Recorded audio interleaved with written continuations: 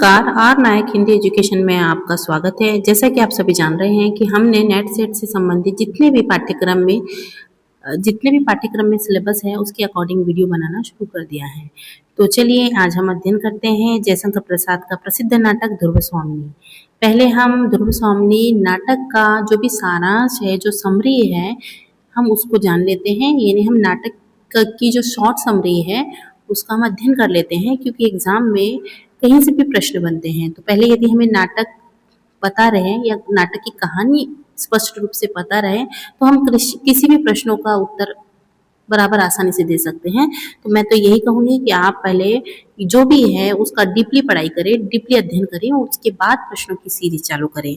तो पहले आप नाटक समझें और फिर नाटक से संबंधित जो भी महत्वपूर्ण प्रश्न बनते हैं उसके लिए हमने एक सीरीज बनाई है, उसे भी देख लें। तो चलिए शुरू करते हैं ध्रुव स्वामिनी नाटक। 1933 में प्रसाद जी द्वारा रचित ध्रुव स्वामिनी नाटक ये इनका अंतिम नाटक है। कहते हैं इन्होंने सिर्फ 3 ही नाटक लिखे थे और बहुत ही प्रसिद्ध नाटक थे। कौन से? चंद्रगुप्त, स्कंदगुप्त और ध्रुव स्वामिनी। ठीक है। इस नाटक का कथानक देखिए, यहाँ पे स्पेलिंग मिस्टेक हो गई तो आप उस पर ध्यान न दें, कथानक है वो। हाँ, इस नाटक का कथानक भी इतिहास से लिया गया है, क्योंकि देखो इतिहास की घटनाओं के आधार पर ही नाटक की निर्मित की गई है। इसका कथानक गुप्त काल से संबंधित है। यह नाटक इतिहास की प्राचीनतम से वर्तमान काल की जो समस्या है उसको प्रस्तुत किया गया है, कि प्राचीन काल में भी वही समस्या थी और वर्तमान काल में भी वही समस्या है अभी। यानी ये जो कथा है ये प्रासंगिक है। प्रसाद ने इतिहास को अपनी नाट्य अभिव्यक्ति का माध्यम बनाकर शाश्वत मानव जीवन के स्वरूप को दिखाया है। कि देखो जो जीवन में घटनाएं चलती है, चाहे वो वर्तमान काल में हो या भूतकाल में या भविष्य काल में हो, ठीक है, तो वो स्थिति में किसी भी तरह का परिवर्तन नहीं आया है। आज पहले जो स्थिति थी वो भी अभी कहीं ना कहीं उसका स्वरूप दिखाई देता है, परंतु कहीं कम कहीं ज्यादा। ठीक है। तो जो जयशंकर प्रसाद है उन्होंने अपने ऐतिहासिक पात्रों को जो प्राचीन है उसको उठाकर वर्तमान की समस्या को प्रस्तुत किया है। ठीक है। रंगमंच की दृष्टि से 3 अंकों का यह नाटक प्रसाद का सर्वोत्तम नाटक है। मतलब ये जो नाटक है ये 3 अंकों में विभाजित है। ठीक है। इसके पात्रों की संख्या भी सीमित है तथा संवाद भी लघु और पात्रों के अनुकूल है। भाषा भी पात्रों के अनुकूल है, जैसे कि ध्रुव स्वामिनी की भाषा में वीरांगना को ओजस्विता है। ठीक है। यानी जो ध्रुव स्वामिनी है इसको आज की नारी के रूप में प्रस्तुत किया गया है, कि पहले भी नारियों पर अत्याचार किया जाता था, पर संघर्ष करके और अपने आत्मसम्मान की रक्षा के लिए नारी वीरांगना भी बन सकती है। ठीक है। और बन रही है। पहले भी वही स्थिति थी, आज भी वही स्थिति है स्त्रियों की, पर स्त्रियों खुद अपने अधिकार के लिए लड़ना पड़ेगा, खुद अपने अधिकार के लिए, आत्मसम्मान के लिए संघर्ष करना पड़ेगा, क्योंकि समाज तो नाजुक लोगों को दबाते ही रहेगा, पर स्त्रियां नाजुक नहीं है, वो संघर्ष करके अपनी स्थिति प्राप्त कर ही लेगी। ठीक है। नाटक में अनेक स्थलों पर अर्थ वाक्यों की योजना है, जो नाटक में सौंदर्य और गहरे अर्थ का बोध करवाती है। क्योंकि नाटक तो काफी बड़ा है, हम उसको पढ़ने जाएंगे तो काफी समय हो जाएगा, है ना।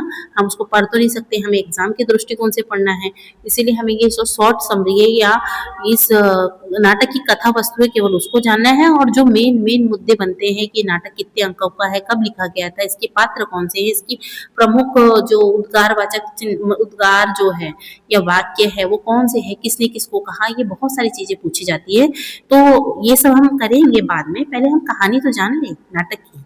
ठीक है। तो चलिए, इस कहानी के प्रमुख पात्र हैं, ये भी एग्जाम में आते हैं। ठीक है। तो नाटक के प्रमुख पात्र जो है ध्रुव स्वामिनी है ना। ध्रुव स्वामिनी एक जागृत, चेतनाशील और निर्भीक प्रधान नारी पात्र है। ध्रुव स्वामिनी नाटक की प्रधान नारी ध्रुव स्वामिनी ही है। मंदाकिनी नाटक की काल्पनिक पात्र है। ठीक है। जो अद्भुत राष्ट्र प्रेम से ओतप्रोत न्याय का समर्थन करती है और नारी के अधिकारों के प्रति जागरूक है। ठीक है। मंदाकिनी। तो दूसरा पात्र कौन है? मंदाकिनी। चंद्रगुप्त नाटक का नायक है तथा प्रमुख पात्र है तथा अधिकांश घटनाओं का केंद्र बिंदु है और अंतिम फल का भोक्ता भी है। ठीक है। यह कर्तव्यनिष्ठ, साहसी, वीर, कुल मर्यादा का रक्षक और स्वाभिमानी व्यक्ति है। ठीक है। और रामगुप्त जो है वो खलनायक है यहाँ पे, जो मद्यपान करने वाला व्यक्ति और विलासी षड्यंत्रकारी युवक है। तो चंद्रगुप्त और रामगुप्त दोनों भाई है। चंद्रगुप्त अच्छा व्यक्ति है और रामगुप्त क्या है? बेकार आदमी है, जो विलासी है। विलासी मतलब सब तरह के शौक पानी करता है और उसे अपने कर्तव्य का पालन नहीं करता, मतलब एक अयोग्य राजा है। ठीक है। अब चलिए ध्रुव स्वामिनी नाटक की समीक्षा कर लेते हैं। तो नाटक इस तरह से शुरू होता है कि ध्रुव स्वामी नाटक की कथा वस्तु संक्षिप्त, रोचक और गतिशील है। गुप्त सम्राट, ठीक है, ये जो कथा वस्तु ली गई है वो गुप्त शासन से ली गई है, ठीक है। तो ये भी प्रश्न में पूछा जाता है कि ये जो नाटक है ध्रुव स्वामी ये किस सम्राट के शासनकाल से संबंधित है, तो वो गुप्त सम्राट समुद्रगुप्त के शासनकाल से संबंधित है, ठीक है। तो ध्रुव स्वामी नाटक की कथा वस्तु संक्षिप्त, रोचक और गतिशील है। गुप्त सम्राट समुद्रगुप्त ने अपने पुत्र, समुद्रगुप्त के दो पुत्र रहते हैं, कौन से, चंद्रगुप्त और रामगुप्त। क्योंकि रामगुप्त अयोग्य व्यक्ति रहता है, चंद्रगुप्त अच्छा रहता है, पर चंद्रगुप्त छोटा बेटा रहता है। तो समुद्रगुप्त क्या करते हैं, अपने छोटे बेटे को राजा बनाते हैं, राजा की गद्दी पे बैठालते हैं और उसका विवाह भी ध्रुव स्वामी से वो प्रेम करते हैं, ठीक है। तो समुद्रगुप्त जो है अपने योग्य व्यक्ति यानी चंद्रगुप्त को राजा बना देते हैं, हाँ, और उसका विवाह ध्रुव स्वामी से भी कराना चाहते हैं। तो क्या होता है कि जो चंद्रगुप्त का जो बड़ा भाई रहता है रामगुप्त, वो विलासी और अयोग्य राजा रहता है।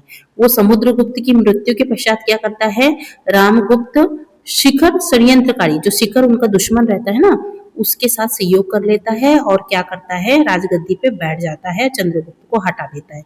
और चंद्रगुप्त भी अपने भाई से लड़ना नहीं चाहता है, उसका विनाश नहीं करना चाहता है, वो भी हट जाता है, ठीक है ना, क्योंकि भाई है तो हट जाता है।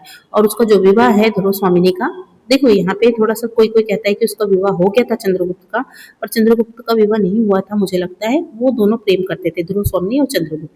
पर क्या होता है कि रामगुप्त के साथ उसको मजबूरी में विवाह करना पड़ता है, ठीक है। रामगुप्त क्या करता है, जो शिखर षड्यंत्रकारी यानी किसी दुश्मन से मिलकर, जिसका नाम शिखर, उससे षड्यंत्र करके वो क्या करता है, चंद्रगुप्त को गद्दी से हटाकर खुद अपना उत्तराधिकारी बन जाता है और ध्रुव स्वामिनी से शादी कर लेता है। तो चंद्रगुप्त भी सेक्रीफाइस कर लेता है, जान दो उसकी प्रेम का क्या मूल्य है करके वो छोड़ देता है और ध्रुव स्वामिनी को उस अपनी भाभी बनते हुए देख लेता है, ठीक है, बनते देखता है, ठीक है। तब उसे ऐसा लगता है कि जो मेरा भाई है मैं उससे क्या लड़ूं, वैसे तो योग्य है, लड़ सकता है, गद्दी छीन सकता, पर अपने अपनों से नहीं लड़ सकता, ठीक है। तो वो छोड़ के चले जाता है। परंतु क्या होता है, एक बार चंद्रगुप्त पर शकों का आक्रमण होता है और जो शंकराज है वो एक प्रस्ताव पारित करता है, एक संधि करता है कि तुम हमें ध्रुव स्वामिनी दे दो तो हम तुम्हारा जो राज्य है उस पर हमला नहीं करेंगे और तुम्हारा राज्य तुमको दे देंगे। तो ये रामगुप्त क्या करता है, अपने प्राण के वो बचाने के लिए क्या करता है, अपनी पत्नी को दूसरे व्यक्ति को दे देता है, यानी अपने आप को बचाने के लिए वो अपनी पत्नी को दूसरे व्यक्ति को सौंप देता है। फिर जब ये बात चंद्रगुप्त को पता चलती है तो वो सोचता है कि जो ध्रुव स्वामिनी है हमारे कुल की मर्यादा है और कोई भी स्त्रियां जो रहती है हमारे कुल की मर्यादा रहती है और कोई भी व्यक्ति इस तरह से हो सकता है कि अपनी पत्नी को दांव में लगा दे। तो वो क्या करता है, वो फिर शकों से युद्ध करता है और फिर पूरी बहादुरी साहस के साथ लड़ाई करता है और ध्रुव स्वामिनी को उसके कैद से छुड़ा देता है, ठीक है। फिर जो रामगुप्त है वो आग बबूला हो जाता है कि मेरा ऐसा ऐसा हो गया और मेरी पत्नी के साथ वो कर रहा है करके छुड़वा दिया है और मेरा विद्रोह कर रहा है करके, तो ये बगावत करता है। परंतु जो कोई दूसरा सम्राट रहता है ना, जो एक सरदार रहता है, वो उसको मार देता है रामगुप्त को। फिर रामगुप्त के मरने के बाद ध्रुव स्वामिनी को फिर से चंद्रगुप्त के साथ विवाह करवा दिया जाता है।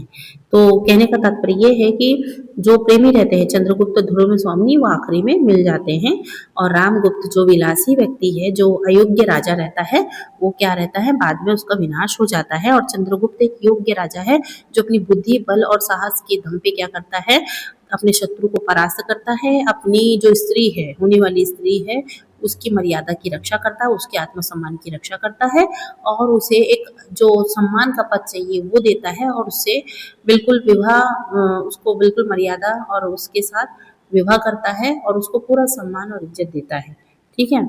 तो इसमें क्या बताया कि चंद्रगुप्त के शासन चलाने की क्षमता और उसके व्यक्तित्व गरिमा को देखकर सभी सामंत एक स्वर में उसे अपना नया सम्राट घोषित कर देते हैं और जो ध्रुव स्वामिनी है उसको अपनी क्या कहेंगे, राजमहिषी के रूप में स्वीकार कर लेता है।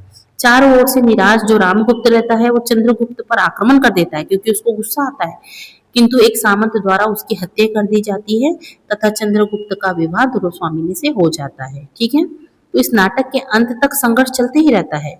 वस्तु विन्यास और चित्रांकन, संवाद इत्यादि पर विचार इसमें एक नया रूप और रचना पद्धति को नवीनता से यहाँ पे दिखाई देती है। ठीक है, नवीनता से कुछ भिन्न दिखाई देते हैं।